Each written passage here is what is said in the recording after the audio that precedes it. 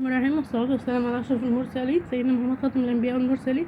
النهاردة هعمل معاكم كيفية لف ورق الكروم، طريقة سهلة جدا جدا إن شاء الله تعجبكم. أنا لفيت معاكم شوية أهو، هلف معاكم. طبعا هجيب الورقة اهي، ورقة الكروم اهي مقصوصة اهو اهو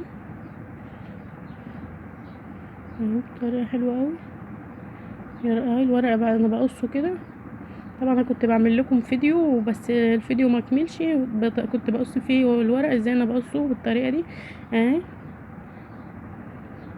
حلوه قوي، يا رب يعجبكم اهو اهو،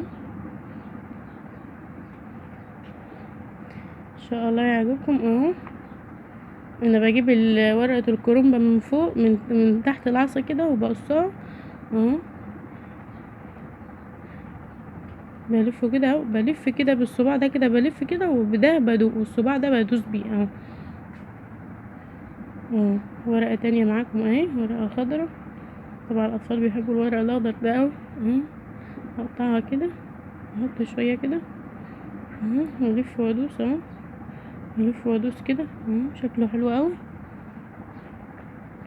ورقه تاني معاكم اهي كبيره كده، انا بقصه بسيبه كده عشان ما يتهريش مني اهو. اقطعه كده واسيب الرز كده في النص عشان لما يزيد بالجوانب دي فاضيه